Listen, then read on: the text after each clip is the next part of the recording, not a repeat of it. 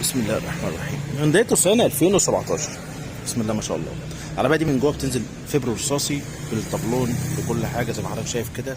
فصاحب السيارة طلب مننا فرش اسود متطعم برصاصي كربون وخيط رصاصي مع تصميم بالمكنة الكمبيوتر من تصميماتنا ما شاء الله. حفظت انت الشغل خلاص، مش محتاج اقول لك ان الفرش ده اصل سليم، وانا عندي استعداد افك الفرش ده واوريك الاصل سليم ولا لا. مفيش اي اثر للتجسيم ده خالص بفضل الله. هيبقى لك شغل على ارض الواقع مش كلام وخلاص. نفس الكلام هنا، الايرباج معمول حسابه وبفهمك وبعرفك على الطبيعه بنعمل ايه بالتحديد في المنطقه دي، عشان لا قدر الله لو الايرباج هيطلع الفرش ما يعملش اعاقه. بص الكرسي ما شاء الله اللهم بارك. المخادع دي بتنزل بفبر. نفس الكلام الكرسي هلف اوريك دلوقتي. مخدع الكونسول عملناه مع الفرش. هنا دواسة الارضيه عملناها جلد، ما عملناش اي حاجه تانية لا في الابواب ولا في الطابلون ولا اي حاجه خالص ما شاء الله. بص على الغرزه، بص على الغرزه.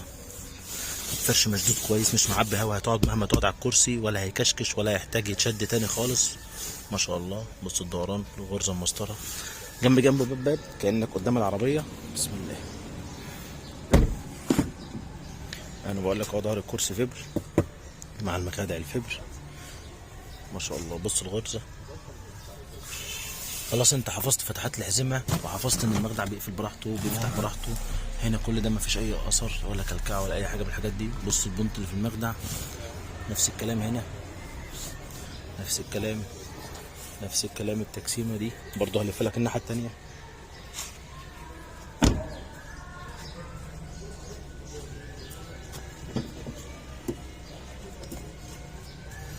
ما شاء الله.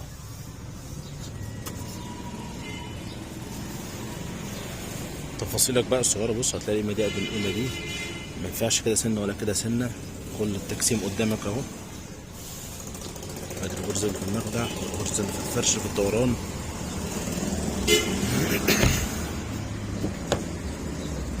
بصور لك وبقرب لك وبفهمك وبعرفك انت هتعمل ايه وتستلم ازاي الفرش. ما بقولكش كلمتين وخلاص ما شاء الله. بص نفس الكلام.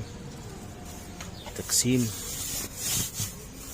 هونداي توسان، فرش اسود تصميم المكنه الكمبيوتر متطعم بجلد رصاصي كربون بفضل الله. موجود منه تلجي وموجود منه اسود، اختار اللي انت عايزه. كراسي وارضيه ومخدع كونسول. اسف لو طولت عليكم، اتمنى تتابعونا على طول. مزاش مننا اشكركم شكرا جزيلا. السلام عليكم.